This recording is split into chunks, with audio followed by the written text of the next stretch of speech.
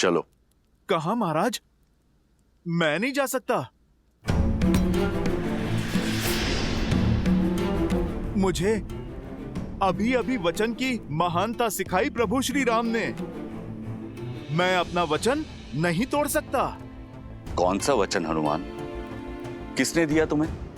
प्रभु श्री राम का सेवक रहने का वचन, जो महाराज मैंने दिया स्वयं अपने आप को। मैंने अपने प्रभु की परछाई बनकर रहने की सौगंध खाई थी। यदि महाराज आज मैं इस अयोध्या से चला गया तो मुझे भारी पाप लगेगा, वचन तोड़ने का पाप। तुम्हारा स्थान किष्किंधा में है हनुमान। नहीं जामवंत जी, मेरा स्थान किष्किंधा में तब तक था जब तक मेरे प्रभु श्री राम वहां पर थे। लंका में तब तक था जब तक प्रभु श्री राम ने वहां पर प्रवास किया। हनुमान, जब तक तुम चाहो तब तक यहाँ रह सकते हो। परंतु देवी, वहाँ किष्किंधा। वहां नहीं महाराज, यहाँ पर मेरा हृदय, मेरी माता सीता और मेरे प्रभु के चरणों में है।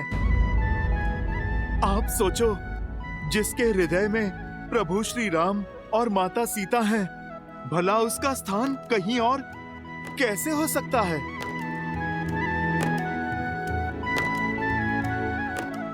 हनुमान, प्रभु श्री राम की भक्ति तो एक भाव है, वो कहीं से भी की जा सकती है। भक्ति के लिए स्थान नहीं, भावना चाहिए। महाराज सुग्रीव, वही भावना ने मुझे यहाँ इस स्थान पर रोक रखा है। मैं इससे अंतर नहीं कर सकता। अंतर तो मन में मापा जाता है हनुमान। यदि व्यक्ति के मन मिले हो तो वो कहीं भी रहे, अंतर नहीं होता। अगर व्यक्ति के मन में अंतर हो तो वो पास होते हुए भी दूर होता है। श्री राम तो रोम रोम में, इस भू के हर कण कण में है।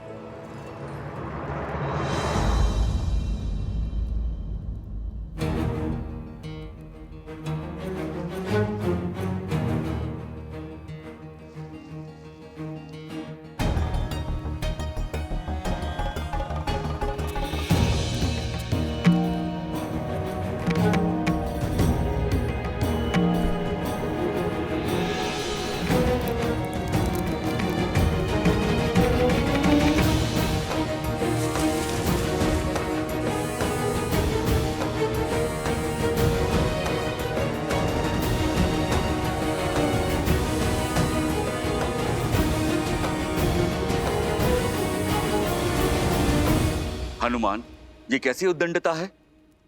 तो क्या इन मोतियों के हृदय में भी प्रभु श्री राम है?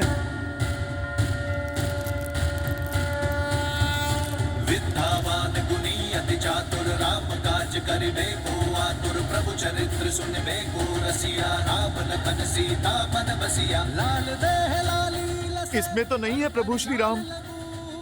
वज्र देह दानव दलन, इसमें भी नहीं है प्रभु श्री राम।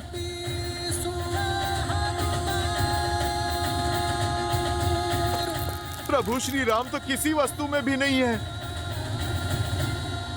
प्रिय हनुमान, हृदय में श्री राम की छवि होने का अर्थ ये नहीं है कि सत्य में उनकी छवि वहां दिखाई दे। ये तो बस कहने भर की बात है। नहीं नहीं लक्ष्मण भैया, भक्ति में जो कहा जाता है वो सत्य में भी होता है।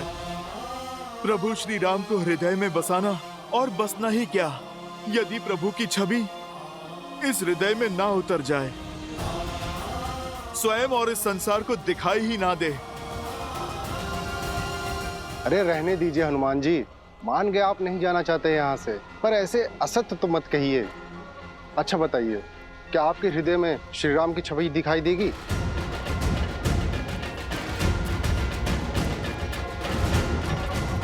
देगी, और यदि ना दिखाई दे तो हनुमान के लिए इस जीवन का, इस हृदय का कोई अर्थ नहीं। तो फिर सिद्ध करो।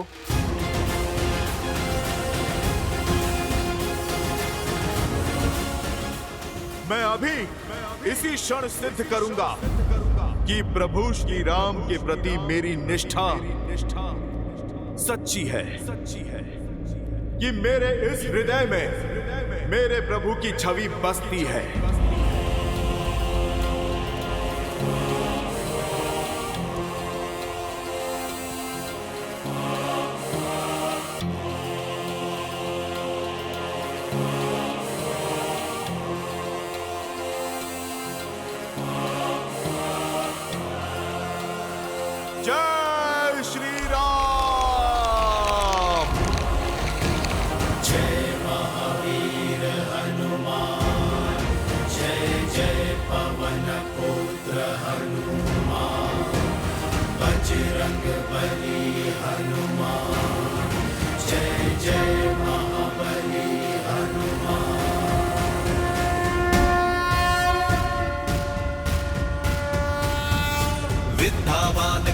अति चातुर राम काज करिबे को आतुर प्रभु चरित्र सुनबे को रसिया राम लखन सीता मन बसिया लाल देह लाली लसै अरु धरि लाल लगूर वज्र देह दानव दलत जय जय जय कपीसुर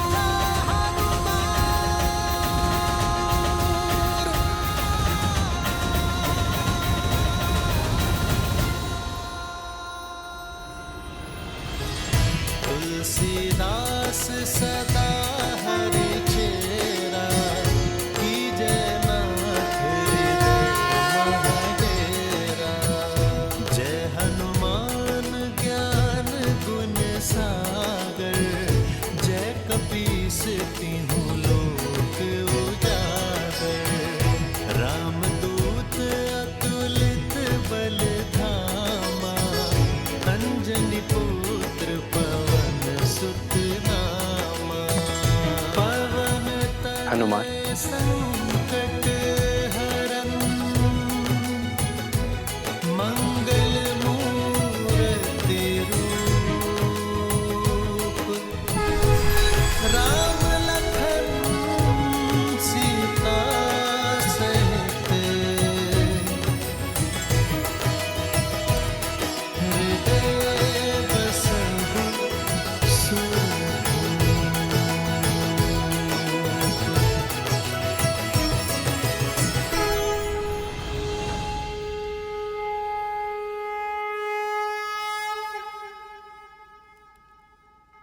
हनुमान ने उचित कहा मित्र। अब हनुमान किष्किंधा के नहीं, राम के हैं, मेरे हैं और आजीवन अयोध्या में ही रहेंगे।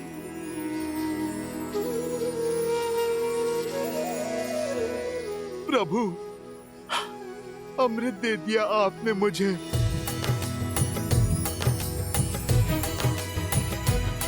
श्री गुरु चरण सरोज रज निज मनु मुकुर सुधारी। हनुमान, तुम जैसा भक्त पाकर तो स्वयं भगवान भी धन्य हो जाते हैं। वचन दो, चाहे मैं श्री राम के साथ रहूं ना रहूं, तुम सदा श्री राम के साथ रहोगे।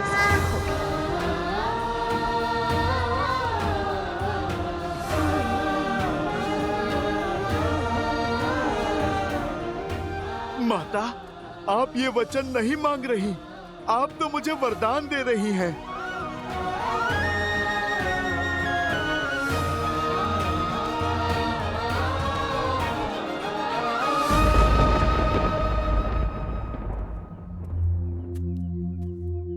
मेरी पत्नी अब तक नहीं लौटी, कुछ पता नहीं कहाँ रह गई। क्यों चिंता करते हो मित्र वस्त्रक? रात बाढ़ आई थी, भारी वर्षा हुई थी। अरे फंस गई हो किसी कार्य में, या हो सकता है अपनी सखी के घर रुक गई हो। बात तो ठीक है बंधु, हो सकता है बाढ़ ने रोक दिया हो, क्योंकि होने को तो कुछ भी हो सकता है। अरे भाई, ऐसे मत देखो मुझे, मैं तो शास्त्रों की युक्ति बता रहा हूं। शास्त्रों में लिखा है कि मनुष्य स्वभाव से ही समाज के बनाए नियमों के विरुद्ध जाता है। जैसे बच्चे को खाने को कह दो तो वो दौड़ने भागता है, वैसे ही व्यक्ति को जो भी कार्य कहोगे उसके विरुद्ध जाने की चेष्टा उसके मन में सदा होती है। क्योंकि मनुष्य बना तो माटी से ही, अब जहां स्वर्ण होता है वहां मलिनता भी होती है। इसलिए स्त्री हो या पुरुष, राजा हो या रंक, अवसर मिलते ही पाप की ओर दौड़ पड़ता है। अपने परिवार में पाप की संभावना को सबसे पहले पहचानना चाहिए। क्यों किसी भले व्यक्ति पे लांछन लगाते हो?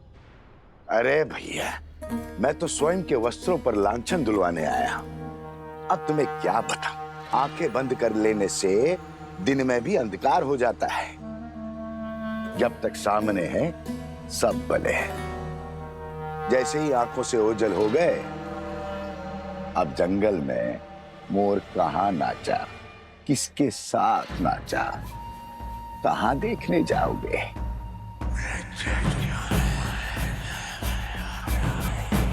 राम राज्य में ये कोई नई बात थोड़ी है। देखो भैया, मैं महारानी सीता पर जो महीनों रावण के पास रहकर आई है, उस पर कोई लांछन नहीं लगा रहा हूं,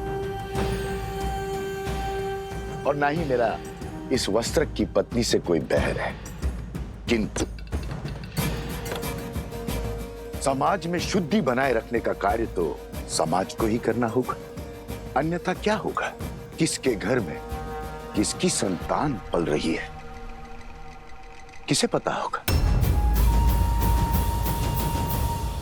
अब अयोध्या के राज सिंहासन पर इक्ष्वाकु वंश का राजा है या किसे आभास होगा?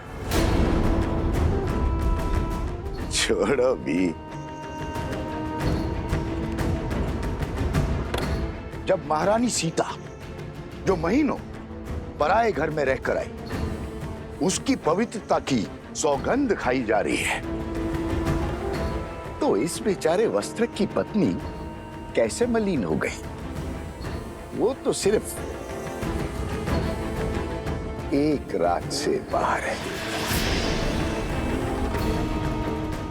अयोध्या की बातें अयोध्या ही जाने।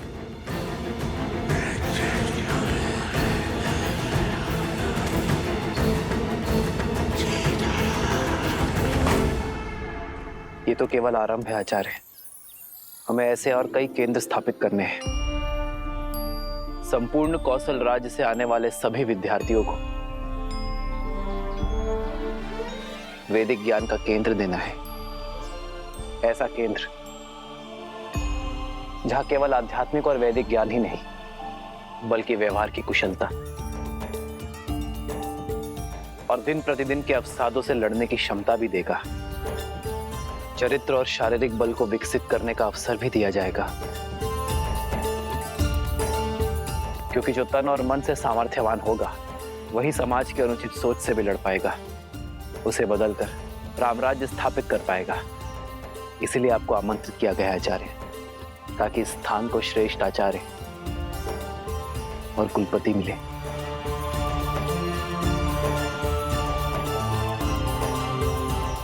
मैं शुक्ल यजुर्वैद्य हूँ। कृष्ण यजुर्वैद्य गुरु के गुरुकुल में कैसे पढ़ा सकता हूँ? मैंने इतने शास्त्र पढ़े हैं, 24 वर्षों तक अभ्यास किया है। मैं यहाँ शिक्षक बनने नहीं आया हूँ। यदि मैं कुलपति ना बना तो मैं अपनी सेवा ही नहीं दे पाऊंगा।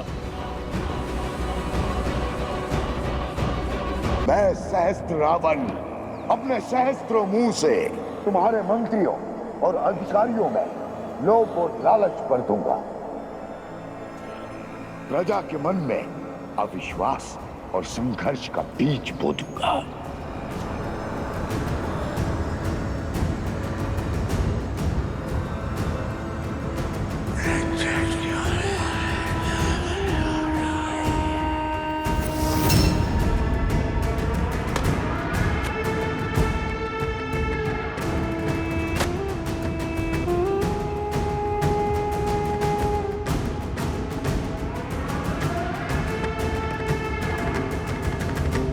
भूल करने पर व्यक्ति सदा अपनी भूल को छुपाने का प्रयास करता है, विचित्र बहाने बनाता है अपने पाप को छुपाने के लिए।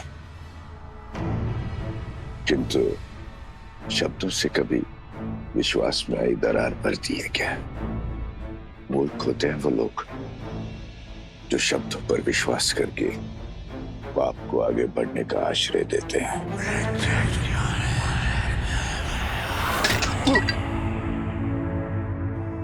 क्षमा करना मित्र, कच्ची मिट्टी का था ना, कच्चे संबंधों की तरह टूट गया। अरे वस्त्रक, अब चिंता छोड़ो, ये देखो मित्र, अरे आ गई तुम्हारी पत्नी।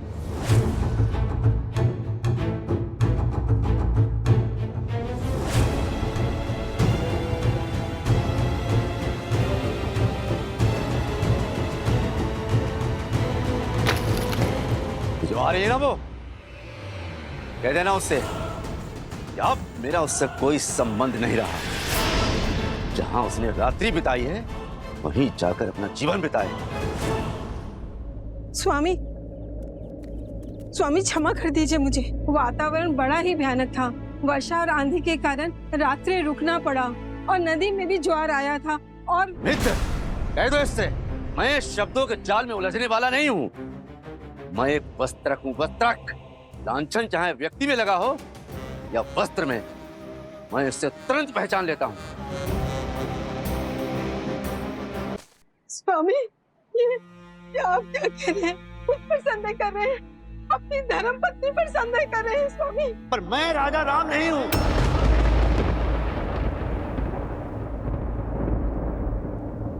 एक कच्ची मिट्टी के टूटे हुए पात्र को जोड़कर रखना नहीं आता। मैं तेरा मुख तक नहीं देखना चाहता। स्वामी, अब तेरा इस घर में और मेरे जीवन में कोई स्थान नहीं है। जहां तूने रात्रि बिताई है वहीं जाकर अपना जीवन व्यतीत कर। जा।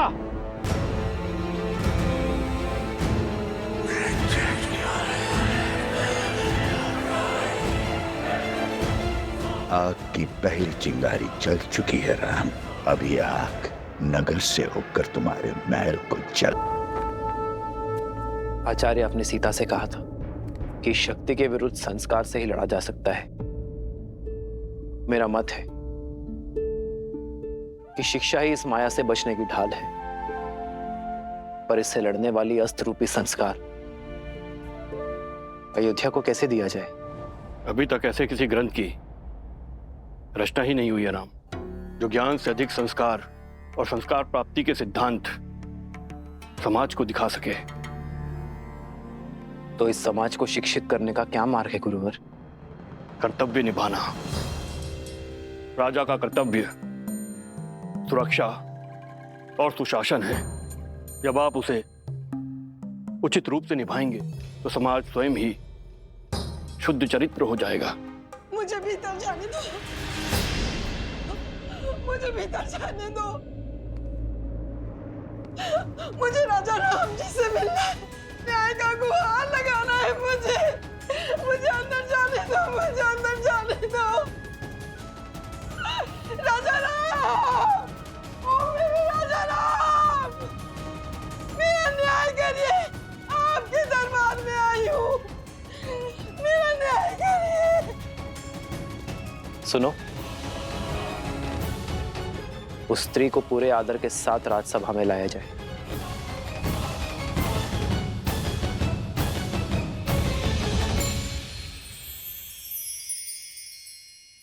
समय आ चुका है, खाओ, अन्यथा राम कहेगा कि मेरी पत्नी का ध्यान नहीं रखा।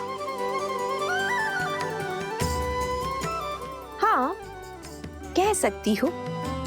पत्नी का ध्यान रखने का गुण उसे उसके पिता से जो मिला है। यदि आप क्रोधित ना हो तो आपसे एक बात पूछूं माता?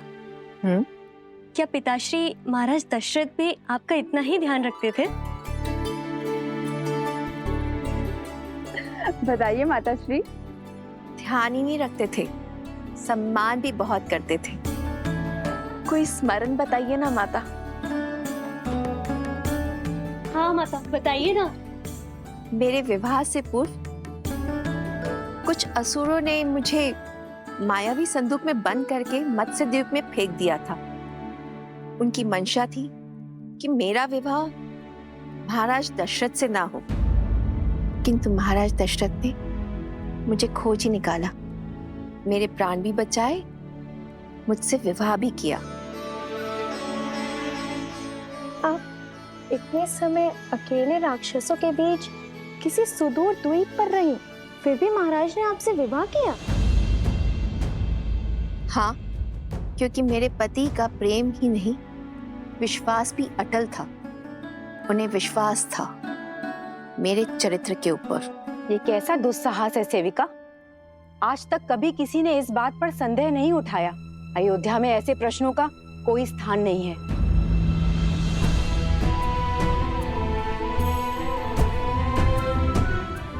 और एक बात, एक पत्नी के चरित्र का प्रमाण उसकी प्रतापी संतान होती है।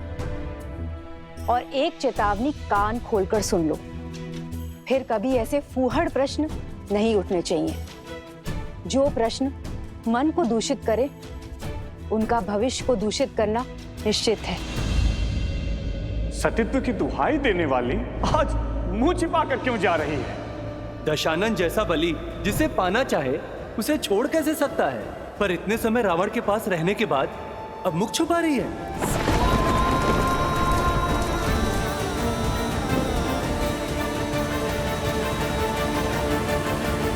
महाराज, नदी में ज्वार आया हुआ था, नौका नहीं मिला, भयानक आंधी और वर्षा हो रही थी। इसी कारण मैं अंधकार के पूर्व घर न लौट सकी। सिर्फ इसीलिए मेरे पति ने मेरा बहिष्कार कर दिया। पूरी रात मैं बिना खाए पिए तट पर बैठी रही और मेरे पति का कहना है कि मैं नाव चला के स्वयं क्यों नहीं चली आई, खाली मटके के सहारे नदी पार क्यों नहीं कर ली, या मैं डूबकर मर क्यों नहीं गई। महाराज, मैं उनका संदेह कैसे दूर करूं, कैसे सिद्ध करूं कि इनके अतिरिक्त मेरे इस मन में किसी और का स्थान है ही नहीं। एक नारी के लिए इससे बड़ा लालचन और कुछ नहीं है महाराज। मैं जानती हूँ आत्महत्या से बड़ा और कोई पाप नहीं।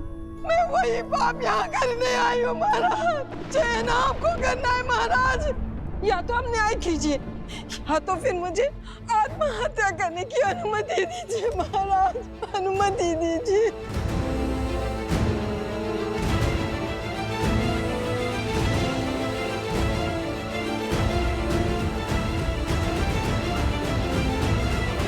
भैया, हमें इसी क्षण जाकर उस वस्त्रक को दंड देना चाहिए और यदि आवश्यकता पड़ी तो पूरे समाज को दंडित करना चाहिए।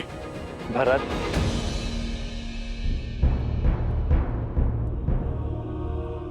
अपने सत्य का कोई साक्षी है आपके पास? हाँ महाराज, है एक साक्षी। वो नाविक जो मेरे साथ रात को उस पार बैठा हुआ था, वो भी जल स्तर उतरने की प्रतीक्षा कर रहा था। और प्रातः काल जब सब लोग जा रहे थे, उन सब ने देखा था कि हम दूर दूर बैठे थे।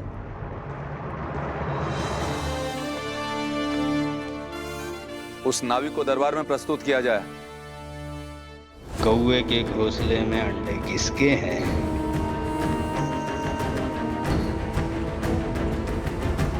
किसने बोला? बोलो, किसने बोला? तुम्हारे मंत्रियों और अधिकारियों में लोभ और लालच भर दूंगा। प्रजा के मन में अविश्वास और संघर्ष का बीज बो दूंगा।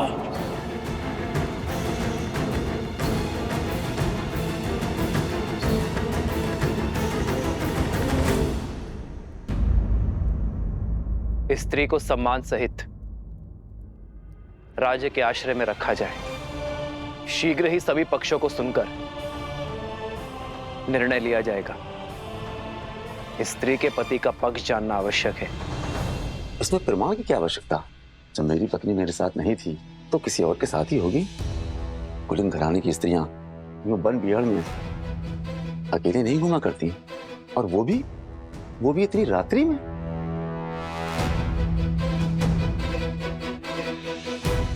राजकुमार, राजमहल में घटनाएं छुपाना सरल है, क्योंकि भय के मारे वहां कोई कुछ नहीं बोल सकता। परंतु हम सब साधारण लोग हैं, हमारे जीवन की घटनाएं नहीं छिपती। राजा से कोई प्रश्न नहीं पूछ सकता, पर हम पर उंगलियां तुरंत उठ जाती हैं। दुष्ट! तुम्हारा दुस्साहस कैसे हुआ? तुम कहना क्या चाहते हो? देखा ना राजकुमार, राजमहल के विषय में प्रश्न हो तो ये प्रतिकार मिलता है आपके द्वारा। देखा गांव वालों, ये अन्याय है। उचित अनुचित का निर्णय राजा करते हैं, कोई और नहीं। छोड़िए, प्राण निकल जाएंगे। ये कैसा न्याय है? राजकुमार छोड़ दीजिए।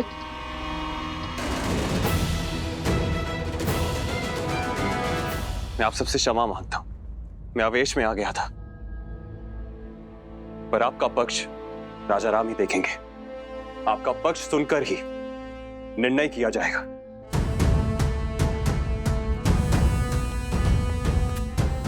बात इतनी बढ़ गई है, अब महाराज ही न्याय करेंगे। सारी अयोध्या की मति कैसे भ्रष्ट हो सकती है? माना कि वस्त्रक के मन में सहस्त्रमुख रावण ने विष खोल दिया, किंतु सारी प्रजा अपने सोचने समझने की क्षमता को भूलकर अनुचित का अनुसरण कैसे कर सकती है? किसी ने कुछ कह दिया, बस उसी सोच को थामे हुए हैं।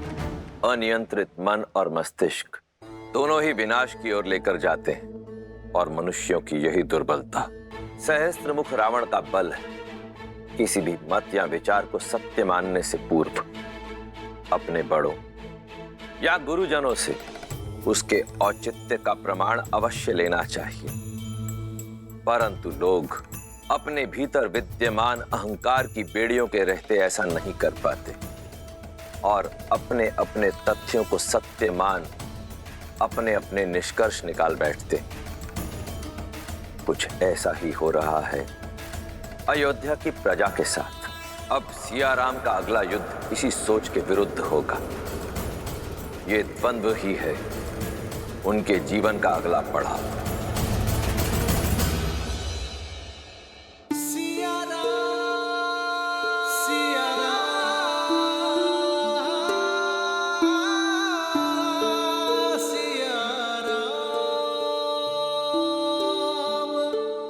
नगर दूषित हो रहा है सीते।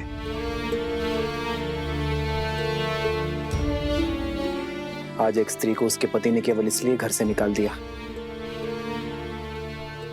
क्योंकि उसे उसके चरित्र पर संदेह था, क्योंकि किसी संकट के कारण उसे एक रात्रि घर से बाहर रहना पड़ा।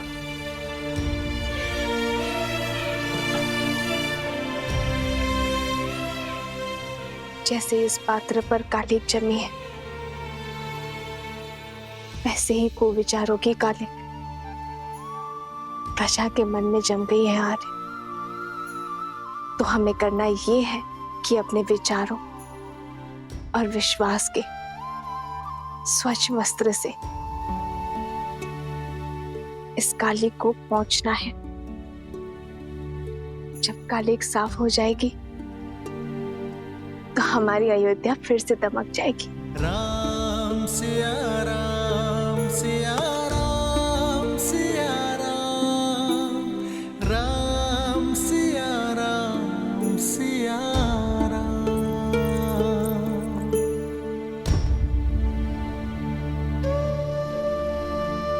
अयोध्या हमारी है आर्य, ये नगर हमारा है आर्य। यदि यहाँ कोई समस्या है तो ये हमारा कर्तव्य है कि हम हर गली में जाकर प्रजा की स्थिति देखें।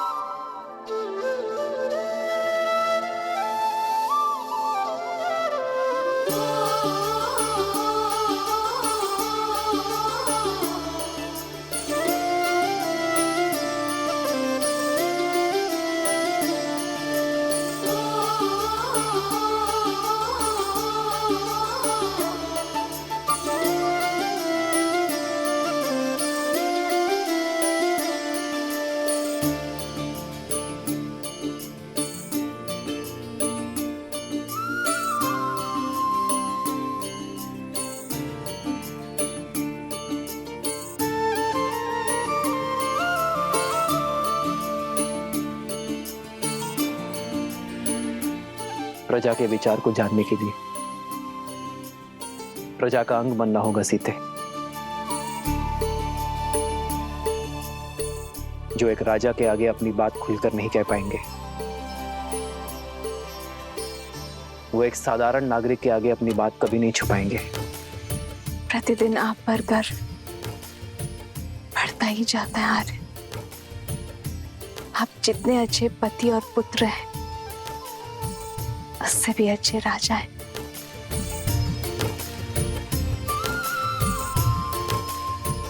डर तो मुझे अपनी पत्नी पर है सीते, जो हर विपरीत परिस्थिति में भी एक ढाल बनकर मेरे साथ खड़ी रहती है। जन्म जन्म का है ये संगम, राम रतन सीता वैभव धन। एक है पौरुष एक समर्पण, एक है रूप तो दूजा दर्पण। राम है लोचन सीता दृष्टि, राम है बादल सीता वृष्टि। राम सिया राम सिया राम सिया राम, राम सिया राम सिया राम।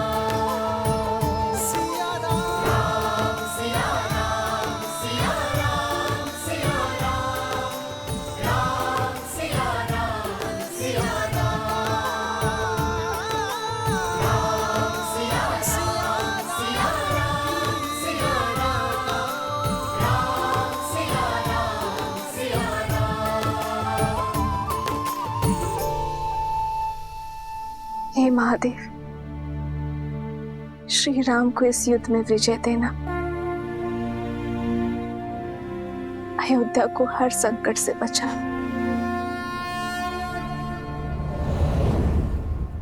सुना है कि राजा के भाई शत्रुघ्न ने वस्त्रक पर आक्रमण कर दिया है। वही तो, ये कैसा शासन है? जब किसी पर आरोप लगता है तो उसका न्याय किया जाता है, ना कि इसे ऐसे ही कहीं से उसको पकड़ लिया जाता है। प्रजा उचित अनुचित की सीख अपने राजा से ही तो पाती है। यदि हमारे रघुवंशी ऐसा समाज बनाना चाहते हैं जहां स्त्रियों की त्रुटियों पर पर्दा डाला जाए, तो ऐसे तो हम दूसरे नगर में पहुंच जाएंगे भाई।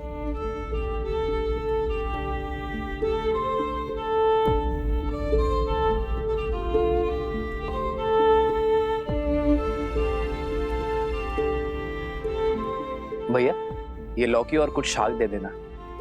सुना है वस्त्रक को राजसभा में बुलाया गया है, कहीं उसका प्रश्न अनुचित तो नहीं? न प्रश्न अनुचित था, न पत्नी का परित्याग। खाने की वस्तुएं भी पवित्र है या नहीं है जांचा जाता है, परंतु पत्नी की पवित्रता कैसे जांचें? पवित्रता का प्रमाण तो खोजना होगा, अन्यथा हम अपनी पत्नी पर संदेह करेंगे और उनसे प्रश्न करेंगे और हमारे भले पूरे परिवार नष्ट हो जाएंगे। जब राज परिवार ने स्वयं ही अनुचित उदाहरण प्रस्तुत कर दिया है तो कोई क्या करे? ये लीजिए भैया।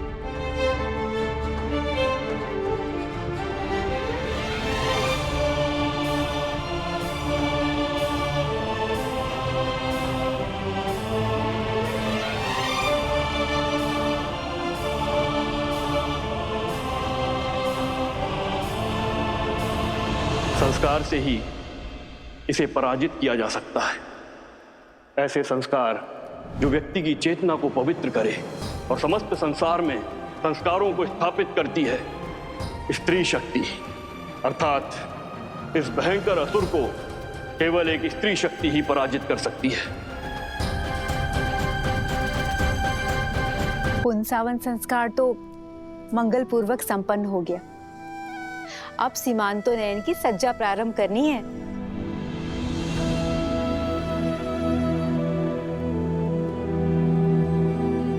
सीता,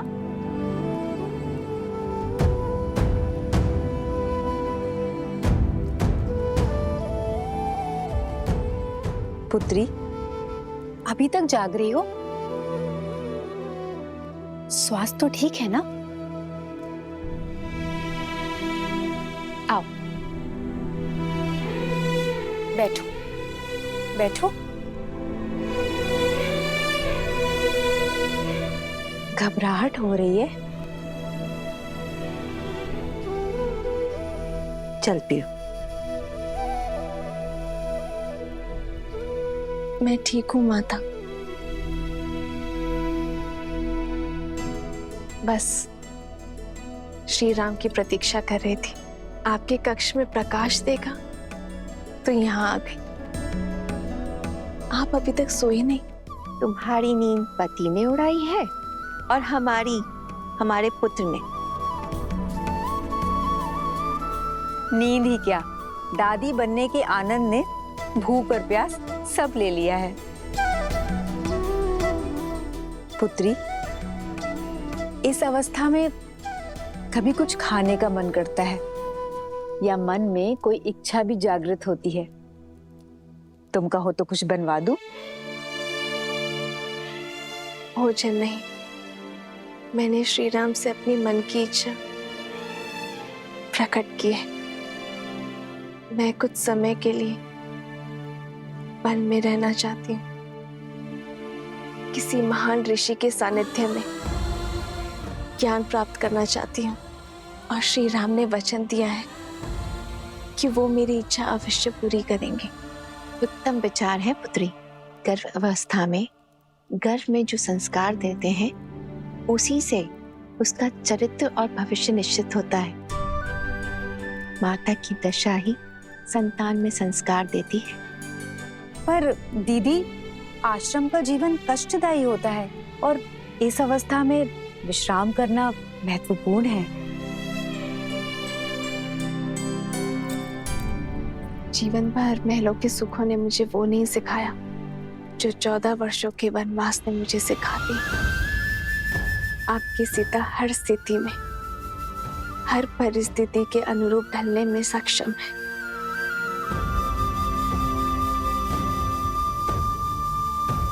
सोच इन नाभिकों का है तो धारा पार कराने की आड़ में अपना दूषित खेल खेलते हैं।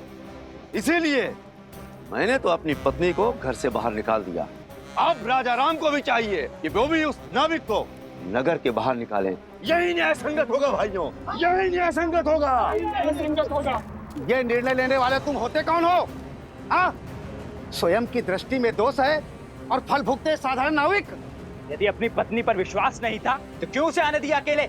अरे सुरक्षा के लिए साथ आना था ना। एक तो चोरी और मुझे डांट दिखाई। हाथ मत लगाना। तो क्या लाश से काम लूं? मारो। रुकिए। क्या कर रहे हैं आप लोग? अयोध्या का यही यश रह गया अब? आज से पहले कभी भी अयोध्या वासियों का मैंने ऐसा रूप नहीं देखा। ये द्वंद्व छोड़िए, राज्यसभा में आ जाना। न्याय का निर्णय अब वहीं होगा, और अब किसी ने झगड़ा किया तो कारागृह में डाल दूंगा उसे, समझे?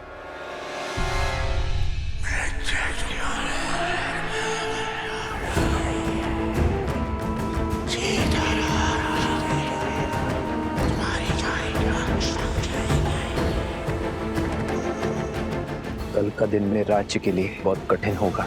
मुझे एक कठिन और कटु निर्णय लेना होगा।